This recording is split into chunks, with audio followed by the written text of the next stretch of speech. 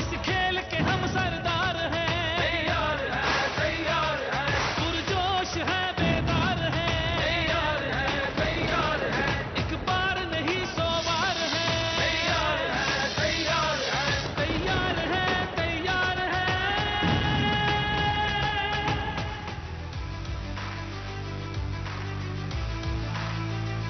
Hello and welcome to Cadbury Dairy Milk PSL Cricket Hangama presented by Coca-Cola, powered by Dolans, main sponsor TikTok and brought to you by Soul City and Zameen.com. हर पता हमें पता है जी। The PSL Season 8 is ongoing currently। हमने अभी तक जितने भी matches देखे काफ़ी एक्साइटिंग रहे, कुछ थोड़े वन साइडेड भी रहे, लेकिन अभी मुल्तान और कराची में मैचेस खेले जा रहे थे और अब जो है PSL की पहली जो लेग है वो कंप्लीट हो गई है। कल से मैचेस लाहौर में खेले जाएंगे end of course Lahore Qalandars will be in action in front of their home crowd.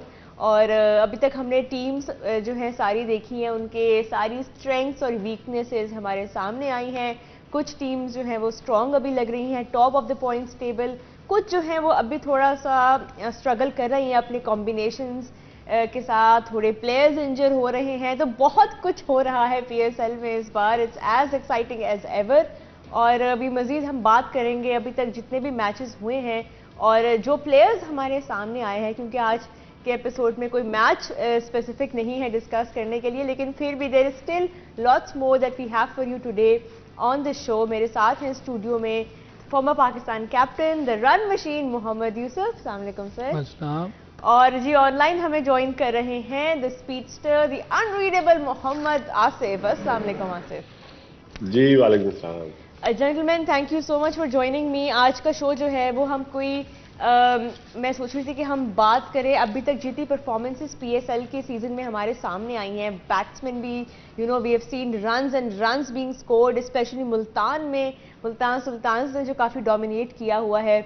और बॉलिंग के ऊपर पहले हम ज़रा बात करते हैं बॉलर्स पे, क्योंकि आई थिंक आसिफ आप काफ़ी कीनली फॉलो कर रहे हैं PSL और आप सारे बॉलर्स को बहुत एनालाइज कर रहे होंगे, हर किसी की परफॉर्मेंस। अभी तक अगर हम देखें जो टॉप के नाम हमारे सामने आए हैं बॉलिंग में, Ehsanullah is one of them, फिर ऑफ कोर्स अब्बास आफरीदी ने भी काफ़ी अच्छे स्पेल्स कराए हैं, उसामा मीर है, मोहम्मद हसनैन है। आप अपने मुझे टॉप बताएं बॉलर्स आपकी नज़र में जो इस बार सबसे डिस्ट्रक्टिव अभी तक जा रहे हैं। रोहा, आप अभी दो फास्ट बॉलर को भूल गई है। मेरा ख्याल लाहौर कलंदर्स के जो मेन फास्ट बॉलर हैं जी जी पेंशा अफरीदी और हारिस रऊफ, वो भी उनमें ही आते हैं। No doubt for some time वो एक्सपेंसिव होते हैं, सम टाइम बड़ी अच्छी बॉलिंग करते हैं। और जो दूसरा फेज आ रहा है लाहौर में, वो एक एक्साइटेड मूवमेंट है लाहौर के लिए, लाहौर कलंदर के लिए। वो अपनी होम ग्राउंड पे खेलेंगे और लाहौर कलंदर ने काफ़ी कंट्रीब्यूट किया है पाकिस्तान क्रिकेट के लिए कि जिस तरह से उन्होंने एकेडमी रन कर रहे हैं, जिस तरह से वो ऑल ओवर पूरे पाकिस्तान में जाके टैलेंट हंट की स्कीम उन्होंने स्टार्ट की हुई है, तो which is a good thing के वो हमारे लिए पाकिस्तान के लिए PCB के लिए कंट्रीब्यूट कर रहे हैं पिछले 4-5 सीजन से। तो वो उन्होंने नए प्लेयर भी दिए हैं और PSL को भी प्लेयर दे रहे हैं वो, तो which is a good thing कि वो कंट्रीब्यूट बड़ा अच्छा पार्टिसिपेट कर रहे हैं पाकिस्तान क्रिकेट के लिए।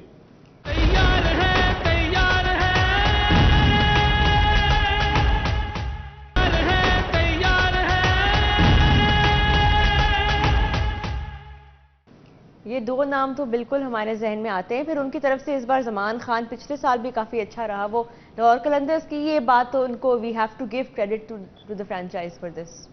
किस चीज़ की?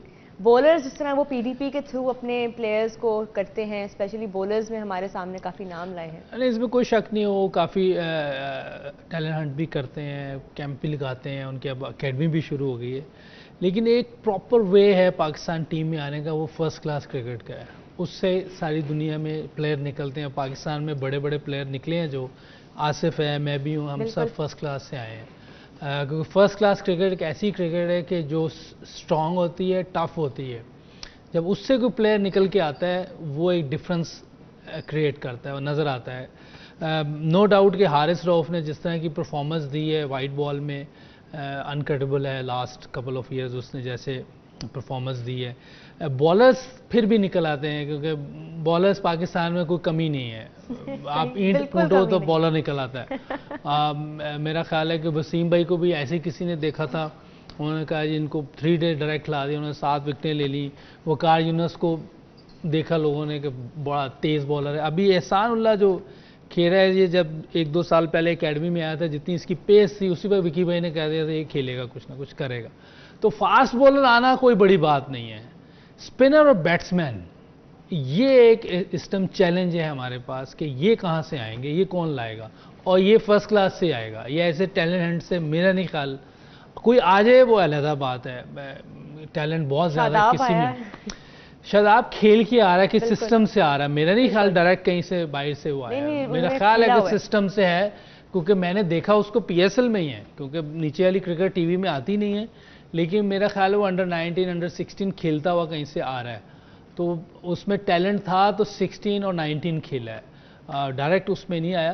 आपको इमर्जिंग प्लेयर जैसे अभी लिए हुए हैं ऐसे लिया होगा, लेकिन अगर आपने अच्छे बैट्समैन और स्पिनर निकालने हैं तो फर्स्ट क्लास क्रिकेट एक बेहतरीन जगह है। और वहीं से मेरी राय है, आगे हर इंसान की अपनी मर्जी है, कि दुनिया में प्लेयर जो निकलते हैं वो फर्स्ट क्लास से निकलते हैं और वो आके परफॉर्म भी करते हैं और लंबा खेलते भी हैं। बिल्कुल, ये अभी हम स्पिनर्स के ऊपर भी जी थोड़ी और बात कर सकते हैं। जी रोहा, आपकी मैं बात काट रहा हूँ। तो यूसुफ भाई द फर्स्ट पर्सन जिन्होंने मुझे सरप्राइज दिया था कि मैं टीम में हूँ। अच्छा। यूसुफ भाई ने मुझे बताया था एक या 2 दिन पहले इन्होंने मुझे बता दिया कि तुम ऑस्ट्रेलिया जा रहे हो। वाह, ये जरा हमें बताएं इस किस्से के बारे में थोड़ा।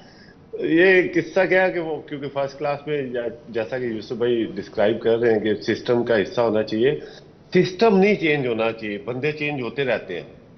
और हमारे यहाँ क्या हो रहा है, PCB में बंदा चेंज होता है, वो सिस्टम चेंज कर देता है। तो सिस्टम वही चलना चाहिए जहां से प्लेयर लॉन्ग टर्म रन करते हैं, लॉन्ग टर्म विकेट लेते हैं, लॉन्ग टर्म फिर वो अपने कैरियर को बढ़ाते हैं। तो सिस्टम चेंज नहीं होते, बंदे चेंज होते रहते हैं, जो कि पूरी दुनिया में आप उसकी बड़ी मिसालें हैं कि सिस्टम वही चलता है। आप उसी टॉपिक पे आता हूँ कि मैंने फर्स्ट क्लास सीजन में विकेट ली थी, मुझे कैम्बे बुलाया गया। उस वक्त अनफॉर्चुनेटली कि वो हैपन हो गया, बॉब वुलबर्ग इस दुनिया में नहीं रहे। तो वो कोच थे हमारे, one of the best coach थे वो, मेरा ख्याल है दुनिया में one of the best coaches में उनका नाम जाना जाता है। तो यूसुफ भाई ने, हम लोग कैंप में आए, जिस तरह के कैंप में मैंने बॉलिंग की, तो हमारा टूर जाना था। उस वक्त मैं यंगस्टर था, नया नया आया हुआ था। तो यूसुफ भाई ने, मुझे याद है कि एकेडमी में ये आ रहे थे वॉक करके, तो मैं इंटर हो रहा था एकेडमी, तो यूसुफ भाई ने बोला था कि आप ऑस्ट्रेलिया जा रहे हो। कैसा लगा था आपको ये सुन के? और ये मेरी कप्तानी में इसका डेब्यू हुआ है, जबरदस्त, सिडनी में। हालांकि यूसुफ भाई, हाँ बिल्कुल यूसुफ भाई, हालांकि उस वक्त टूर पे जाने से पहले आप कैप्टन नहीं थे, उस मैच में वो अनफिट हो गए ना, तो खेले तो मेरी कप्तानी में ना, अल्लाह के बंदे। जी बिल्कुल कप्तान इंजी भाई थे, लेकिन वो पर्थ के टेस्ट के मैच के बाद इंजर्ड हो गए। एक और मूवमेंट है कि मैं, पहला मैच था, सरप्राइजली मेरे से कोई विकेट नहीं ली गई, तो गिलक्रिस्ट मेरे सामने खेल रहा था। तो मैंने उसको पहला बॉल किया, उसने मिड ऑफ किया, मिड ऑन के ऊपर से मुझे छिक्का मार दिया। यूसुफ भाई ने बोला आप इसको ना यहाँ पे बॉल करो, तो मैंने उसको वहां पे बॉल की, उसने फिर छिक्का मार दिया। मैंने कहा यूसुफ भाई अब क्या करूं? यूसुफ भाई ने कहा हुन जो करना तू आप ही करना, मैनू ना पूछ। मसला ये कि गिलक्रिस्ट प्रॉपर प्लेयर था और बहुत डेंजरस था। वो जितनी तेजी से वेट शिफ्ट करता था, आगे भी पीछे भी, कट पुल, हर शॉट उसको खेलनी आती थी। उसके सामने और उस टाइम बॉलिंग करना, जब मेरा ख्याल 300-350 लगा हुआ और 7 नंबर पे गिलक्रिस्ट आ रहा हो, बड़ा टफ हो जाता है किसी भी टीम के लिए, किसी भी बॉलर के लिए, अनलेस कि आपका बहुत अच्छी रिवर्स स्विंग हो रही हो या ऐसा बॉल चल रहा हो तो फिर बच सकते हैं उससे, वरना डेब्यूटेंट था आसिफ। और आपको क्या आसिफ की बात सबसे स्ट्राइकिंग लगी थी उस टाइम पे? अच्छा, आसिफ जो कि देखिए फर्स्ट क्लास खेलता हुआ आ रहा था, इसका जो रिस्ट पोजीशन थी, जिस तरह इसका सीम बॉल होता था, अगर आज भी किसी से भी दुनिया में पूछें तो वो ऑब्वियसली इसका सीम में नाम लेते हैं कि जादूगर था एक, और दिखाया भी हुआ है जिस तरह की इसने बॉलिंग की हुई है, वो ढकी चुपी है नहीं।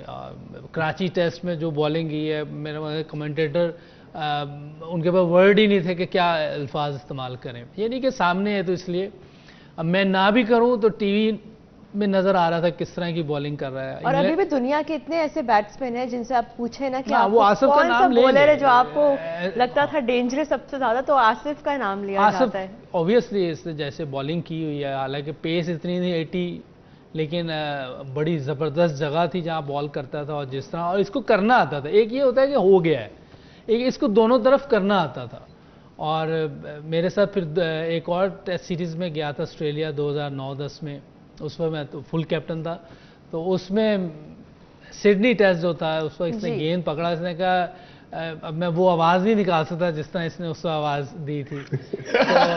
ये तो मैं निकाल दे। नहीं तो इसने कहा मैं अब बॉल अपनी मर्जी से आपको दूंगा। मैंने कहा आप लंच तक बॉलिंग करो भाई, मुझे क्या है। अच्छा। आप बॉलिंग करो, आप बॉलर हो, अच्छा। जब आप थक जाए आप बॉल वापस दे दें। और इसने काफ़ी लंबा स्पेल किया, और किसी भी टीम के लिए इसका सामना करना मुश्किल काम था। आसिफ, आपने इतने ऐसा क्रिकेट खेली और ज़बरदस्त आपके बॉलिंग स्पेल्स अभी भी हम जब देखते हैं ऑनलाइन या याद करते हैं, बहुत सारे स्पेल्स आई एम श्योर आपके माइंड में होंगे। लेकिन अगर मैं आपसे पूछूं कि आपकी नज़र में, आई एम श्योर ये आपसे बहुत लोगों ने ये सवाल किया होगा, लेकिन एक बार फिर हम सुनना चाहेंगे आपकी ज़ुबानी कि आपका फेवरेट स्पेल कौन सा रहा है आपकी नज़र में? काफी स्पेल है, उसमें थोड़ा सा डिस्क्राइब करना थोड़ा मुश्किल हो जाता है कि जैसा कि यूसुफ भाई की बात मैं कंटिन्यूसली करता हूँ कि सिडनी टेस्ट में हम लोग फिर दोबारा गए, क्योंकि पहली सीरीज में मैंने काफी मार खाई थी। एक मैच के बाद मेरा कमबैक नहीं, फिर मैं टीम से आउट हो गया था। तो मुझे वर्ड्स याद हैं। बॉब वुलमर को मैंने उस वक्त वही कोच थे जब मैंने मार खाई थी, और मैंने बोला था ये मेरी जगह है, मैं दोबारा इस जगह पे कमबैक करूंगा, और स्ट्रांगली फिर मैंने करके भी दिखाया। ये होता है believe yourself as a youngster के लिए, कि अपने ऊपर आप बिलीव रखो कि और इतने हार्ड वर्क जरूर करो। क्योंकि कुछ लोग मुझे बोलते हैं मैं नेचुरल बॉलर था। नेचुरल चीजें होती है, गॉड गिफ्टेड होती है, अल्लाह ताला ने मेहरबानी करता है तो आप उस मुकाम पे पहुंचते हो, मगर उसके पीछे हार्ड वर्क भी जरूर होता है। अच्छा आसिफ, आपने ये जो अभी आपने सेल्फ कहा है ना, जिस स्टाइल से लग रहा अमेरिका में बैठे लोगों को पता चल गया जिस स्टाइल से आपने अभी कहा। यूसुफ भाई पकड़ लेते हैं ये बातें वैसे। ये सब अच्छा स्टाइल है। मेरे कैप्टन है, मेरे कप्तान है, मेरे बड़े पायनवी ने, तो वो थोड़ा जा मुझे जज कर लेते हैं मेरे साथ। अच्छा हमने खेला हुआ क्रिकेट। यूसुफ भाई और तुसी उस मैच में मेरे से हुआ क्या था कि मैंने नया बॉल करना था और मेरे से एंड चूज गलत हो गया था, अगर आपको याद हो तो। पहले मैं उस एंड से बॉलिंग कर रहा था सिडनी टेस्ट में। पहले वाले या दूसरे में? सिडनी टेस्ट की बात कर रहा हूँ। नहीं, डेब्यू वाले में या बाद वाली सीरीज में? नहीं, बाद में जो 2008 के 9 में जो था, मेरे से एंड चूज गलत हो गया था। मैंने ही नया बॉल किया था, मगर होता क्या, सम टाइम आप एंड चूज गलत कर लेते हो, सम टाइम आप बॉल गलत चूज कर लेते हो। तो ये छोटी छोटी चीजें होती है जो आपने परफेक्शन में लेके आना। मुझे याद है कि समी उस एंड से लगा हुआ था, उसने ऊपर से 3 आउट कर लिए थे। तो मैंने आपसे बोला था कि यूसुफ भाई मेरा एंड चेंज करवाए थे, आपने बोला यार वो समी लगा हुआ है, तो जब वो हटेगा तो फिर मैं आपको उधर से लेके आता हूँ। हालांकि मैंने 1 ओवर के बाद वहां उस एंड पे आ गया था, क्योंकि समी ने अपना स्पेल कर लिया था 5-6 ओवर का। तो मैंने कंटिन्यूस रखा, और उस मैच में जो विकेट दिलाने में यूसुफ भाई का बहुत बड़ा कंट्रीब्यूट है, क्योंकि इन्होंने मुझे हटाया नहीं था और मैंने विकेट भी ली। अपने कैरियर के बेस्ट फिगर उस मैच में मैंने दिखाए। उसमें कप्तानी का बड़ा अमलो दखल होता है। आई एम श्योर ये क्रेडिट मैं यूसुफ भाई को दूंगा। बिल्कुल उनको ही जाता है एज कैप्टन। वैसे ये जो अभी इसने बात की ना, जी जी, ये हम चाह रहे हैं कि ये कल्चर खत्म हो जाए। बिल्कुल, हम अभी इस पे आते हैं। यहाँ पे हमें एक नहीं, ब्रेक ये लेनी तो है। इसने तो जो बात की है, लेकिन अब आप चलें बात वक्फे के बाद हम आपसे ये थॉट आपकी सुनेंगे। यहाँ पे एक ब्रेक लेते हैं, ब्रेक के बाद वापस आते हैं। तैयार है, तैयार है, तैयार है, तैयार है।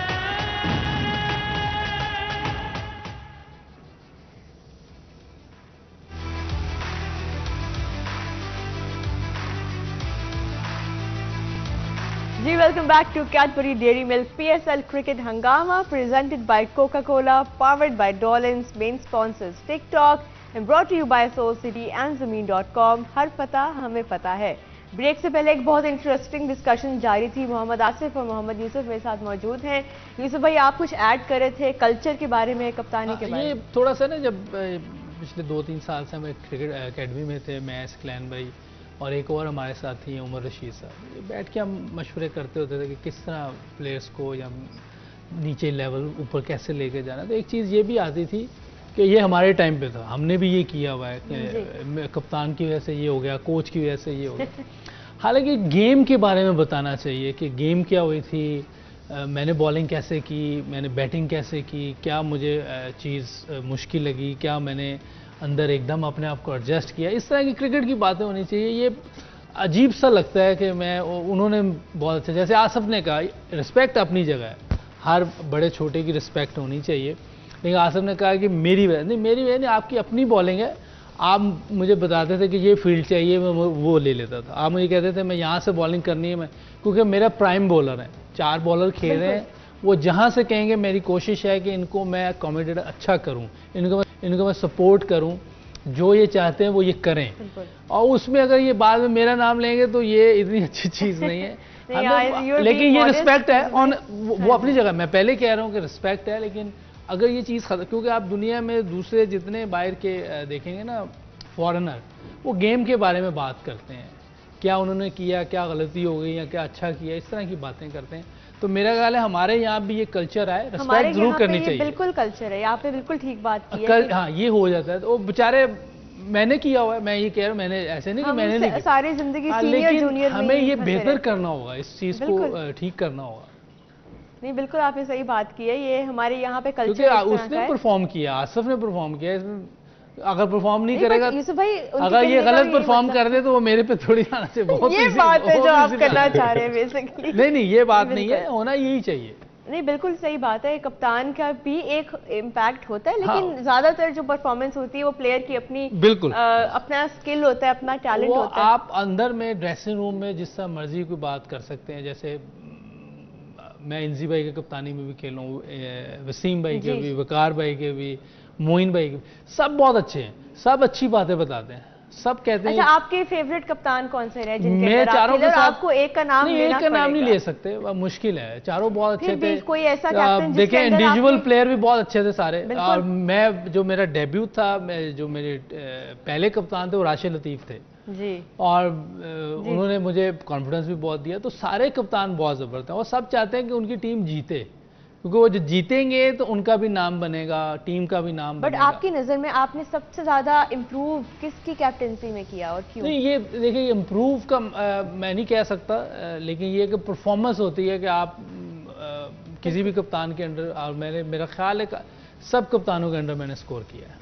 नहीं, वो तो हम सबके सामने हैं, आपके माशाल्लाह इतने ज़बरदस्त रिकॉर्ड्स हैं। आसिफ, मैं यही सवाल आपसे भी पूछना चाहूँगी, आपने सबसे ज़्यादा किस कैप्टन के अंडर जो है वो एंजॉय किया, आपके फेवरेट कैप्टन कौन से रहे? जी, क्वेश्चन बड़ा अच्छा है, क्योंकि मैं 3-4 कैप्टन के साथ खेला हूँ, इंजी भाई के साथ, लाला के साथ, यूनुस भाई के साथ और फिर शोएब मलिक के साथ। सबसे बेस्ट क्या बात होती है कि आप इतना परफॉर्म करके, आप इतना चीज़ें डेवलप करके आते हो, तो इंजी भाई द बेस्ट कैप्टन, क्योंकि वो स्लिप में खड़े रहते थे। वो आपको बॉल दे देते थे, आपने बॉल अपना करना, अपनी मर्जी से करना। जो सबसे, एज ए पर्सनली, मैं किसी को बुरा या अच्छा नहीं कह रहा, मैं एनालाइज कर रहा हूँ कि लाला मिड ऑफ पे खड़ा हो जाता था, तो एज ए बॉलर अगर मैंने यॉर्कर मारना तो लाला ने सडनली कह देना तू इसको बाउंसर मार दे, तो वो देखिए आपका अटेंशन डाइवर्शन होना शुरू होगी, कि डाइवर्ट हो गई है कि बॉलर ने बाउंसर यॉर्कर मारना और लाला कह रहा बाउंसर मार दे। तो वो चीजें बड़ी बॉलर को हिट करती हैं, उसकी अटेंशन डाइवर्ट करती है। जैसे यूनुस भाई भी थे, वो भी मिड ऑफ पे, नहीं तुमने ये करना, तुमने ये करना।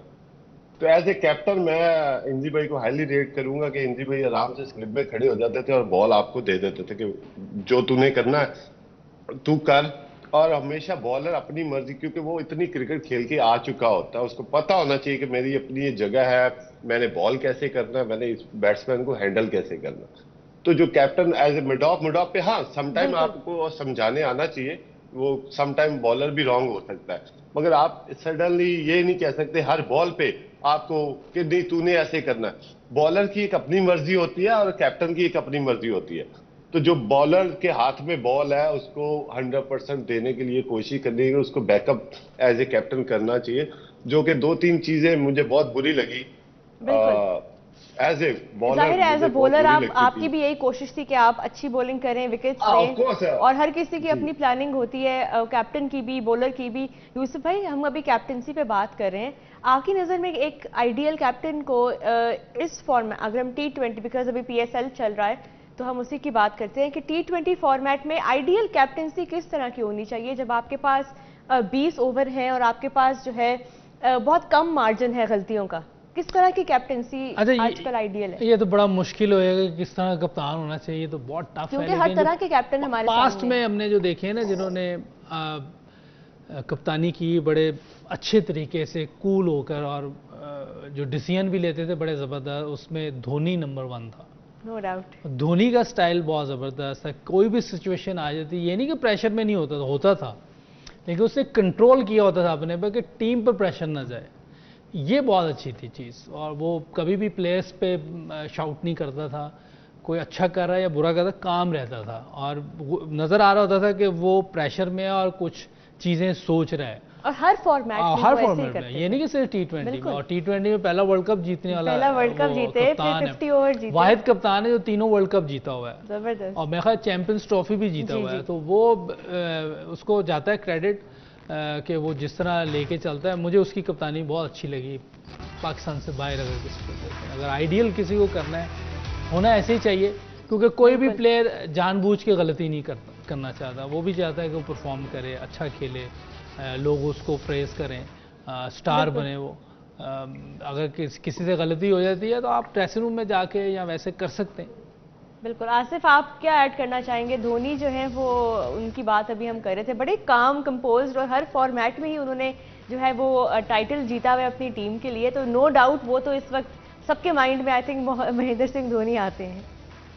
जी बिल्कुल, हो नो डाउट उसका रैकेट बोलता है, उसकी चीज़ें बोलती हैं। और अभी हम PSL की बात कर रहे थे कि PSL में कौन काम एंड कूल रहता है। जैसा कि मैंने पहले बोला कि रिजवान इस कूल एंड काम माइंडेड से चल रहा है, उसके हाईएस्ट नंबर्स भी हैं, और उनके बॉलिंग में भी नंबर्स काफ़ी अच्छे फिगर्स चल रहे हैं।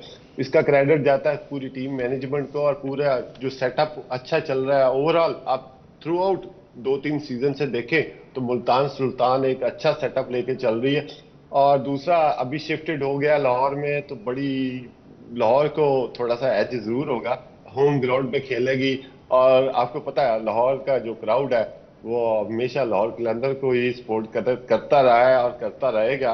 तो ये बड़ा एक्साइटिंग अगला जो मरला होगा वो बड़ा एक्साइटेड होगा, क्योंकि लाहौर कलंदर के फास्ट बॉलर जिस तरह से परफॉर्म करना चाह रहे हैं, और वो उनमें शहनशाह अफरीदी है, हारिस रऊफ है, उनके नंबर्स, और उस पर बड़ा एज मिला है कि आप लेग स्पिनर जो ऐड हुआ है राशिद खान, वो बड़ा लाहौर कलंदर की बॉलिंग लाइनअप काफ़ी मजबूत हो गई है, और आगे हमें बड़े अच्छे मैचेस देखने को मिलेंगे। जी बिल्कुल। कज़ाफी स्टेडियम में जो फैंस हैं, शायकीन हैं, वो भी आएंगे, हाउसफुल कर, और अभी लाहौर के मैचेस भी होने हैं, अभी पिंडी के मैचेस भी होने हैं, और रावलपिंडी के भी जो फैंस हैं वो किसी से कम नहीं है। जी, अभी तक पहली लेग हुई है PSL की, और अब मैचेस कल से लाहौर आ रहे हैं। लाहौर के जो फैंस हैं वो भी स्टेडियम्स भरेंगे, सारे शायकीन आएंगे अपनी टीम को सपोर्ट करने, और उसके बाद ऑफकोर्स रावलपिंडी में भी मैचेस होंगे। So a lot of cricket yet to come in this season of PSL। यहाँ पे एक ब्रेक लेते हैं, ब्रेक के बाद वापस आके बैटिंग के ऊपर बात करेंगे।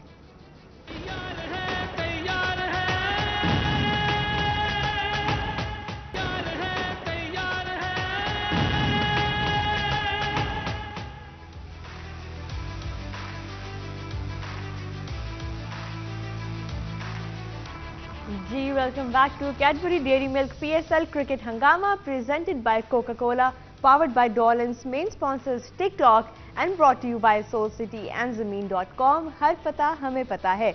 हम आज के एपिसोड में बात कर रहे हैं अभी तक जितने मैचेस PSL के हुए हैं उनकी परफॉर्मेंसेस के बारे में, कौन से ऐसे प्लेयर्स हैं जो थोड़े स्टैंड आउट कर रहे हैं। बॉलिंग में हमने बात की थी अभी ब्रेक से पहले, आसिफ ने भी बड़े मजे की बातें बताई। अब अगर हम बैटिंग के ऊपर आएँ थोड़ी, तो जो प्लेयर्स इस वक्त टॉप के जा रहे हैं जी, Mohammad Rizwan, Rilee Rossouw, Shoaib Malik, Guptill century उन्होंने की थी, तो ये कुछ नाम हैं जो अभी तक हाई स्कोरिंग जा रहे हैं। As you know, keeping in mind कि उनका स्ट्राइक रेट भी जो है वो कॉम्प्लीमेंट कर रहा है उनकी बैटिंग परफॉर्मेंस को। So it's not just them scoring runs, but it's them doing so at a good pace and providing that impact that you need in your batting in T20s. Yousuf भाई, अभी तक की batting के अगर आप देखें 200 भी हुए हैं स्कोर्स टीम से, 200 के करीब भी आए हैं, तो ओवरऑल जो है वो बहुत लो स्कोरिंग नहीं गया PSL सो फार। अच्छा, जैसे आपने कहा रिजवान बहुत ज़बरदस्त फॉर्म में है और टॉप पे जा रहा है, रिलो रॉसो वो भी बहुत अच्छा खेल रहा है, शुएब मलिक के भी काफ़ी रन्स हैं और इसी तरह मार्टिन गुप्टिल का भी उतने ही रन्स हैं, दोनों का स्ट्राइक रेट भी अच्छा है, मलिक की एवरेज भी बहुत अच्छी है। तो कुछ ऐसी परफॉर्मेंसेज हैं जो टॉप पर हैं। इमाद वसीम को मिस नहीं कर सकते क्योंकि नीचे खेलते हैं और ऑलराउंडर हैं, उसके बावजूद उसकी एवरेज 60 की और 171 का स्ट्राइक रेट है, तो बहुत टॉप की परफॉर्मेंस इसकी भी है। कॉडमोर ने सिर्फ एक ही इनिंग अच्छी खेली है, बाकी 2-3 मैचेस में वो स्ट्रगल कर रहा है। देखें आगे कैसे खेलते हैं, बाकी किसी का 100 है, किसी का कुछ है, वही है, ये वही नाम है ना यूसुफ भाई जो थोड़े से हमें ऑलरेडी पता थे कि इनकी तरफ से स्कोर होगा, लेकिन जिस तरह बॉलिंग में हमारे पास एहसानुल्लाह आए हैं, अब्बास अफरीदी, इस तरह के नाम सामने आए हैं, बैटिंग में आपको क्यों लगता है कि अभी तक, क्योंकि ताहिर बेग की हमने एक इनिंग अच्छी देखी है, साइम अयूब की काफ़ी बात हुई, but overall we have not yet found an emerging player जो बैटिंग में उस तरह से स्कोर करता हो? देखिए, अगर इमर्जिंग प्लेयर में देखना है कि जो आगे चल के पाकिस्तान को सर्व कर सकता है, वो मुझे साइम अयूब लग रहा है। और एक लड़का और है, उसको मौका नहीं मिला अभी तक, या तो उसकी बैड लक है क्योंकि वो उसी टीम में है जिसमें साइम अयूब भी खेल रहा है और हारिस भी खेल रहा है। Babar Azam obviously best player है, तो वो तो बाहर हो ही नहीं सकता, और हारिस भी जिस तरह खेल रहा है, तो वो मुझे लग रहा है कि सारे मैचेस बेंच पे ही ना गुजार दे, उसके साथ भी ज्यादती हो जाएगी। आप लेकिन किसकी बात करें? ये हसीबुल्ला है, हसीबुल्ला। ये भी इमर्जिंग प्लेयर है, तेज खेलता है जी। इतना ज़्यादा देखा नहीं, लेकिन ज़्यादातर परफॉर्मेंसेस उसकी अगर देखें तो वनडे कप में वो सेकंड रन स्कोर किया हुआ था उसने, क्योंकि वो आ गया था हमारे साथ टेस्ट टीम में, इसलिए शायद मैच नहीं खेल सका, लेकिन सेकंड नंबर पे था वो, और अंडर 19 में 100 करके आया था 1-2। तो वो प्लेयर एक ऐसा है कि शायद उसको जब मौका मिलेगा तो वो भी एक चांस लगता है कि आगे कभी पाकिस्तान को सर्व कर सके, लेकिन जब तक नहीं मिल रहा उस वक्त तक आपके पास बड़े प्लेयर टीम में है, बाबर आजम है, उससे सीखें कि किस तरह इनिंग बिल्ड करनी है, कैसे अपने आप को लेके चलना है, और दूसरे लड़के हैं इनकी टीम में जो सीनियर हैं उनसे सीखना चाहिए इनको। बिल्कुल। आसिफ, आपको सबसे ज़्यादा किसने इम्प्रेस किया अभी तक बैटिंग में PSL में? जी, नो डाउट, जैसे नंबर यूसुफ भाई ने बताए हैं तो चल ही रहे हैं और लेके चलते हैं टीम के साथ, मगर ये जो एडिशन हो रहा है ये हो रहा है अब लाहौर और रावलपिंडी में। यहाँ पे वेदर थोड़ा सा चेंज होगा, ऑब्वियसली कि थोड़ी सर्दी ज़्यादा होगी, पिचेस चेंज होंगी। एज ए बॉलर मैं बॉलर्स को थोड़ा सा बताऊं कि पिंडी स्टेडियम में बॉल अच्छा स्विंग होता है और वेदर आपका साथ देता है, और थोड़ा सा नमी होती है उसमें, थोड़ा बॉल ज़्यादा स्विंग होता है। तो फरवरी के महीने में हम भी जो हमारी डोमेस्टिक चल रही थी, तो जब भी हम पंजाब में खेलते थे तो गेंद अच्छा स्विंग होता है, और ये इसका जो यंगस्टर है, फास्ट बॉलर है, उनको फ़ायदा उठाना चाहिए। क्योंकि कराची में थोड़ा मौसम हार्ड होता था, अभी थोड़ा सा चेंज हुआ है कि ड्यू फैक्टर वहाँ पे कभी नज़र नहीं आया, तो इस दफ़ा ज़रूर हुआ है। मगर आप पिचेस चेंज होंगी, ग्राउंड चेंज होगी, क्राउड चेंज होगा, तो ये इन चीज़ों का कौन फ़ायदा उठाता है, कौन नहीं उठाएगा, ये थोड़ा सा चैलेंज होगा, और ये चैलेंज आपने एज ए प्लेयर कबूल करना होगा। आपकी होम ग्राउंड पे आप आगे हैं, पहले आप अवे खेल रहे थे, तो ये चीज़ें थोड़ी सी फैक्टर ज़रूर करेंगी।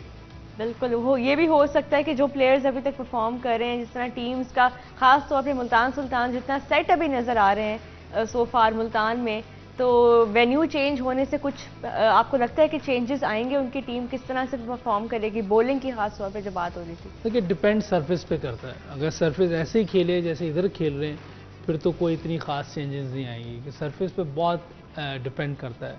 क्योंकि अगर बॉल थोड़ा सीम हुआ, जैसे आसिफ कह रहे हैं कि पिंडी में थोड़ा सा मौसम जो है लाहौर से भी ज़्यादा ठंडा होता है, 2-3 टेम्परेचर का फ़र्क होता है, लेकिन अगर विकेट ही बिल्कुल फ्लैट हुई, जैसे कि हमारे टेस्ट मैच में थी कि पहले दिन ही 500 रन बन गए थे, तो फिर तो मेरा ख्याल है कि बैट्समैनों के लिए मज़ा है। वैसे तो क्रिकेट ये T20 या वनडे क्रिकेट जो है बैट्समैनों के लिए, बॉलर्स आते हैं बेचारे, मार खाते हैं, वापस चले जाते हैं। जो बहुत स्किलफुल होता है वो कुछ बचता है, वरना उसको भी 30-40 रन से उसको भी पड़ जाते हैं।